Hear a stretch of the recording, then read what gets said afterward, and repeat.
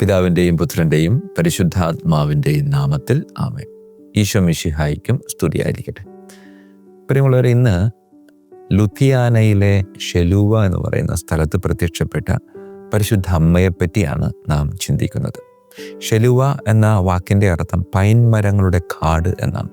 Pine മരങ്ങൾക്കിടയിൽ അമ്മ പ്രത്യക്ഷപ്പെട്ടതുകൊണ്ട് pine മരങ്ങളുടെ അമ്മ എന്നുകൂടെ ഈ ഷെലൂവയിലെ അമ്മയെ നാം വിളിക്കാറുണ്ട്. ഈ ഷെലൂവയിലെ അമ്മയുടെ പ്രത്യക്ഷപ്പെടലിന് വലിയൊരു പ്രത്യേകതയുണ്ട്.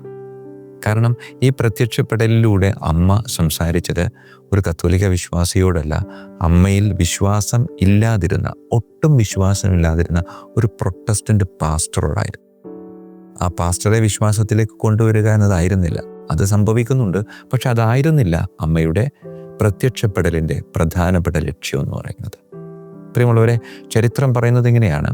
1457 ഈ പ്രദേശത്ത് പരിശുദ്ധ അമ്മയുടെ നാമധേയത്തിൽ ഒരു ദൈവാലയം പണികഴിക്കപ്പെടുന്നത്.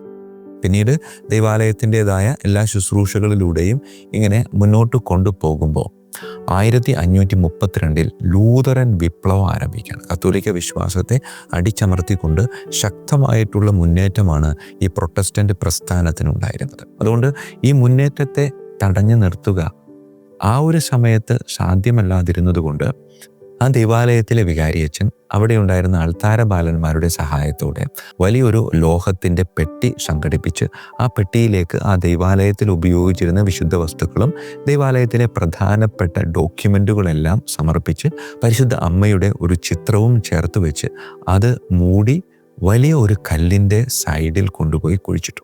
ആ വൈദികൻ്റെ ഇടപെടൽ വളരെ സന്ദർഭോചിതമായിരുന്നതാണ് പറയുന്നത്. കാരണം അധികം താമസിയാതെ ആ ദൈവാലയവും പരിസരവും ഒക്കെ പൂർണ്ണമായും നശിപ്പിക്കപ്പെട്ടു എന്നാണ് പറയുന്നത്. ആ ദൈവാലയത്തിൻ്റെ പരിസരത്ത് ഇപ്പോൾ ആകെ ഉള്ളത് എന്ന് പറയുന്നത് വലിയൊരു കല്ലാണ്. അതിൻ്റെ ചുറ്റുപാടും ഒരുപാട് പുല്ലുകൾ ഇങ്ങനെ വളർന്നിരുന്നു. അതുകൊണ്ട് തന്നെ അത് കന്നുകാലികളുടെ ഒരു മേച്ചിൽ സ്ഥലമായിട്ട് മാറുക. ഒരുപാട് ആളുകൾ കാലികളെ മേയ്ക്കാൻ വേണ്ടിയിട്ട് അവിടെ വന്നിരുന്നു. അങ്ങനെ കാലികളെ മേയ്ക്കാൻ വന്ന 2 ഇടയച്ചക്കൻ്റെ മുമ്പിൽ, പാറയ്ക്ക് മുകളിൽ പരിശുദ്ധ അമ്മ പ്രത്യക്ഷപ്പെടുക. ഈ ഇടയച്ചക്കന്മാർക്ക് ഇത് അമ്മയാണെന്നോ മാതാവാണെന്നോ ഒന്നും അറിയത്തില്ല. കാരണം കത്തോലിക്ക വിശ്വാസത്തിൽ നിന്ന് കാലങ്ങളായിട്ട് 80 വർഷത്തിലധികമായി കത്തോലിക്ക വിശ്വാസത്തിൻ്റെ ഒന്നും തന്നെ അവിടെ നിലനിൽക്കുന്നില്ല. അതുകൊണ്ട് ഒരമ്മ ഒരു കുഞ്ഞിനെയും പിടിച്ചുകൊണ്ട് ഒരു പാറയുടെ മുകളിൽ പൈൻമരങ്ങൾക്കിടയിൽ നിൽക്കുന്നത് കണ്ടപ്പോൾ അവരങ്ങോട്ട് ചെല്ലുന്നുണ്ട്. അമ്മ കരയാ. അപ്പോൾ കരഞ്ഞുകൊണ്ട് നിൽക്കുന്ന ഈ അമ്മയോട് ഈ കുഞ്ഞുങ്ങൾ ചോദിക്കുന്നുണ്ട്. പക്ഷേ ഈ കുഞ്ഞുങ്ങളോട് അമ്മ ഒന്നും പറയുന്നില്ല. അത് കണ്ടപ്പോൾ അവർ തൊട്ടടുത്തുണ്ടായിരുന്ന പാസ്റ്ററുടെ അടുക്കിലേക്ക് ചെന്നിട്ട് ഈ ഒരു കാര്യം പറഞ്ഞു. അപ്പോൾ പാസ്റ്ററും പാസ്റ്ററിൻ്റെ കൂടെയുള്ള കുറച്ച് പേരും കൂടെ ഈ കുട്ടികൾ ചൂണ്ടിക്കാണിച്ച സ്ഥലത്തേക്ക് വരികയും അവിടെ ഒന്നും കാണാത്തത് കൊണ്ട് ഈ കുട്ടികളോട് ഈ പാസ്റ്റർ പറയുന്നുണ്ട്, അതെന്തെങ്കിലും പിശാചിൻ്റെ പ്രലോഭനമായിരിക്കും, അത് നിങ്ങൾ മര്യാദക്ക് പ്രാർത്ഥിക്കാഞ്ഞിട്ടാണ് എന്നൊക്കെ പറഞ്ഞുകൊണ്ട് ആ കുട്ടികളെ ശകാരിക്കുമ്പോൾ ഈ അമ്മ കരഞ്ഞുകൊണ്ട് വീണ്ടും പ്രത്യക്ഷപ്പെടുക. എന്നിട്ട് അമ്മയിൽ വിശ്വാസമില്ലാത്ത ഈ പ്രൊട്ടസ്റ്റന്റ് പാസ്റ്ററോട് പറയുന്നുണ്ട്, എനിക്ക് വലിയൊരു സങ്കടമുണ്ട്. അപ്പോൾ ഈ അമ്മയോട് ഈ പാസ്റ്റർ ചോദിക്കുന്നുണ്ട്, അമ്മ എന്തിനാ കരയുന്നത്? അപ്പോൾ അമ്മ പറയുന്നൊരു കാര്യമുണ്ട്.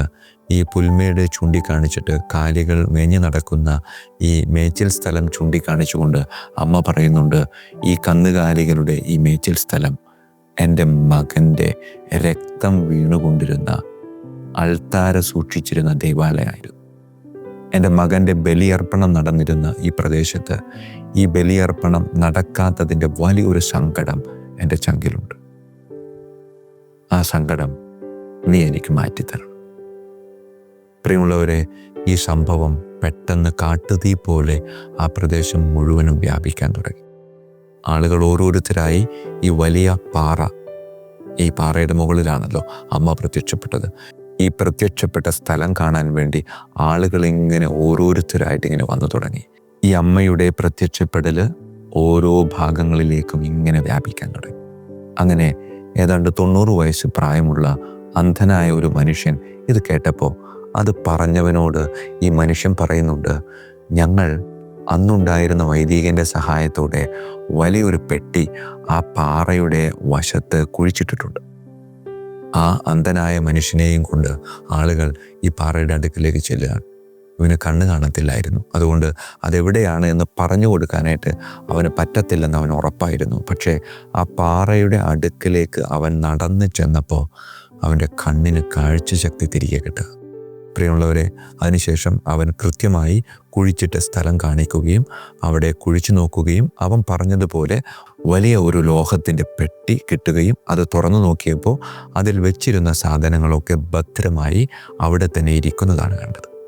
1602 ഈ പെട്ടി ഇതിൻ്റെ ഉള്ളിൽ നിന്ന് പുറത്തേക്കെടുക്കുന്നതും പരിശുദ്ധ അമ്മയുടെ ഛായാചിത്രം കണ്ടുകിട്ടുകയും അവിടെ ഉപയോഗിച്ചിരുന്ന വിശുദ്ധ വസ്തുക്കൾ കാണുകയും ആ ദൈവാലയത്തിൻ്റെ പ്രമാണങ്ങൾ അത് ആരുടെ പക്കലായിരുന്നു, അത് കത്തോലിക്ക വിശ്വാസികളുടേതായിരുന്നു എന്നൊക്കെ പറയുന്ന കൃത്യമായ രേഖകൾ കണ്ടുകിട്ടുകയും 1622 ഈ രേഖകളുടെ ഉടമസ്ഥർക്ക്, അതായത് കത്തോലിക്ക വിശ്വാസികൾക്ക് ഈ സ്ഥലം തിരിച്ചു കൊടുക്കുകയും അവിടെ മരത്തിൻ്റെ ഒരു ദൈവാലയം ആദ്യം ആരംഭിക്കുകയും ചെയ്തു.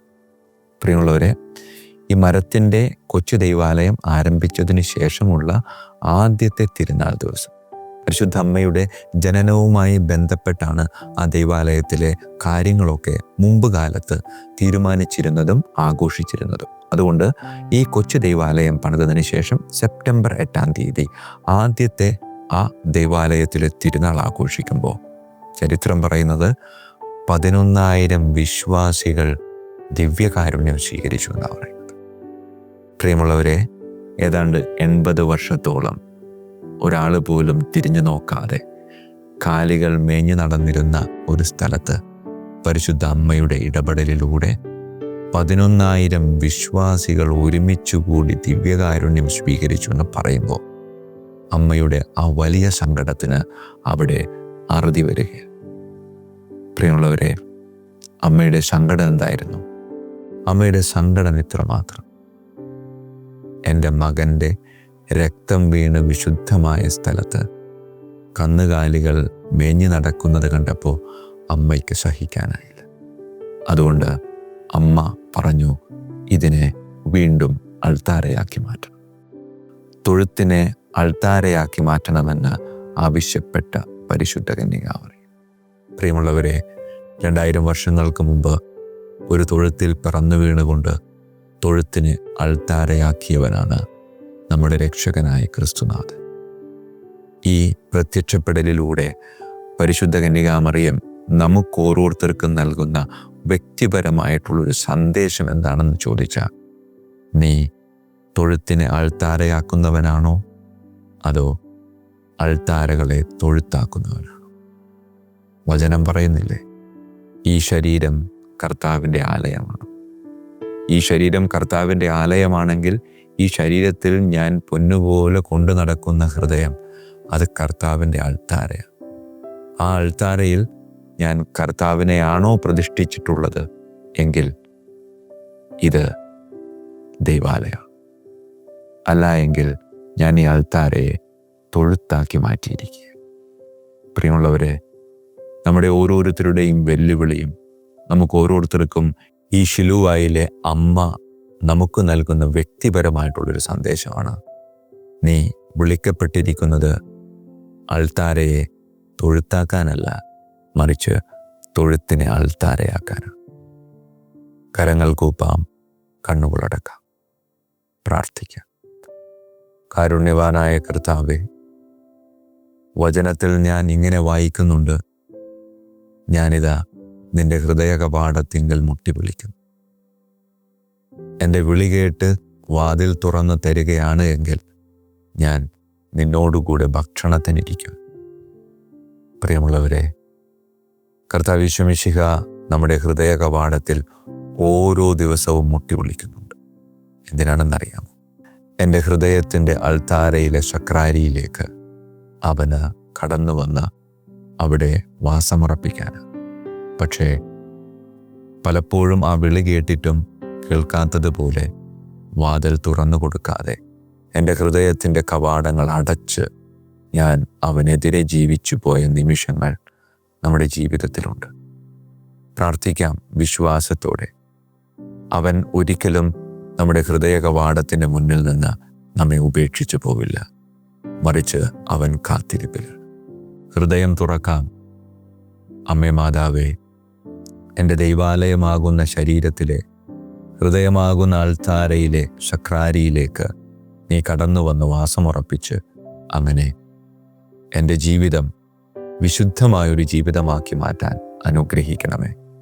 കർത്താവായ ക്രിസ്തു വഴി ഞങ്ങൾ സമർപ്പിക്കുന്ന പ്രാർത്ഥന കേട്ടരുളണമേ. ആമേൻ. ഈശോ മിശിഹായ്ക്കും സ്തുതിയായിരിക്കട്ടെ.